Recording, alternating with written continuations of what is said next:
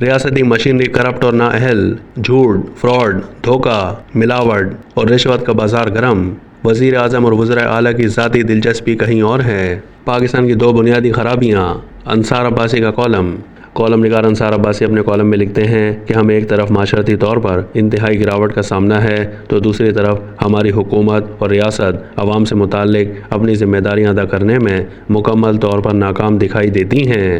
اخلاقی گراوٹ کی وجہ سے ہم بحیثیت معاشرہ ہر قسم کی خرابیوں اور برائیوں کا شکار ہیں۔ کون سی برائی ایسی ہے جو ہم میں موجود نہیں ہے؟ جھوٹ، فراڈ، دھوکہ، ملاوٹ، رشوت، سفارش اور ایسی اخلاقی برائیاں کہ گننا مشکل ہو چکا۔ حکومتی اور ریاستی مشینری اتنی کرپٹ اور نااہل ہو چکی ہے کہ کسی بھی سرکاری محکمے کا نام لے لیں تو کوئی اپنا کام ایمانداری اور ذمہ داری سے ادا نہیں کرتا، جس کی وجہ سے عوام کی سہولت اور فلاح کے لیے قائم کیے گئے ان اداروں میں سروس ڈیلیوری کے بجائے عوام کو دھکے کھانے پر مجبور کیا جاتا ہے اور کوئی کام رشوت اور سفارش کے بغیر نہیں ہوتا۔ ان سرکاری محکموں میں بیٹھے سرکاری ملازم جائز سے جائز کام پر بھی عوام کو رلاتے ہیں، ان کی عزت نفس کو مجروح کیا جاتا ہے۔ سرکاری ملازمین اپنی ڈیوٹی کو ایمانداری سے ادا کرنے کے بجائے ایسے کام کرتے ہیں جیسے عوام پر احسان کر رہے ہوں۔ ہمارے معاشرے اور حکومت سے متعلق ان دو بنیادی خرابیوں یعنی اخلاقی اور معاشرتی گراوٹ اور حکومتی اور ریاستی مشینری کی ناکامی کے بارے میں جس سے بات کریں سب مانتے ہیں کہ یہ بہت بڑی خرابیاں ہیں۔ سیاسی جماعتیں اور حکومتیں بھی یہ تسلیم کرتی ہیں، لیکن کوئی بھی حکومت، کوئی بھی بڑی سیاسی جماعت ان دو بنیادی خرابیوں کو ٹھیک کرنے کے لیے کچھ نہیں کر رہی۔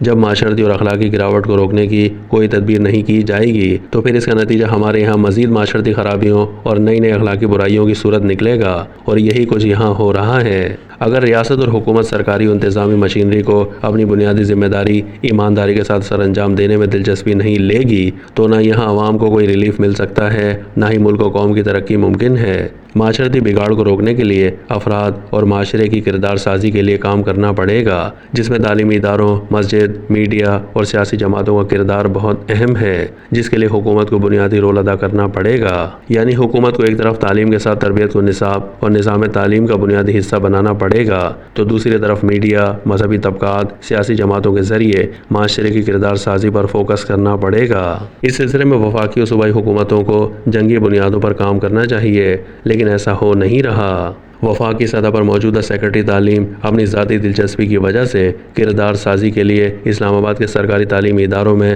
کچھ کام کر رہے ہیں، لیکن یہ وہ بڑا چیلنج ہے جس کے لیے وزیر اعظم اور وزراء اعلیٰ کو ذاتی دلچسپی لینی چاہیے۔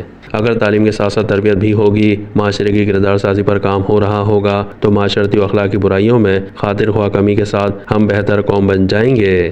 حکومت اور ریاست سے متعلق ناکامیوں اور نااہلیوں کا اگر ادراک کرنا ہے تو اس کے لیے سرکاری مشینری کو اپنی ذاتی پسند اور ناپسند کے بجائے میرٹ اور اہلیت کی بنیاد پر ایک نظام کے تحت چلایا جائے۔ یہ نظام ہماری سرکاری فائلوں میں تو موجود ہے، لیکن سفارش، اقربا پروری اور ذاتی پسند اور ناپسند کی وجہ سے ہماری سرکاری مشینری مکمل سیاست زدہ ہو چکی ہے، جس کی وجہ سے ہم نااہل حکمرانی اور کرپشن کی وجہ سے دنیا میں بدنام ہیں۔ وزیر اعظم اور وزراء اعلیٰ کے لیے بہتر طرز حکمرانی کا بڑا آسان نسخہ ہے کہ وہ سول سروس اور پولیس یعنی سرکاری مشینری کو غیر سیاسی کر دیں۔ ہر تعیناتی میرٹ اور قابلیت کی بنیاد پر کی جائے اور یہ کام انہی اداروں کو کرنا چاہیے جو اس مقصد کے لیے بنائے گئے ہیں۔ اس سے ہر سرکاری محکمے کے نام میں بہتری آئے گی۔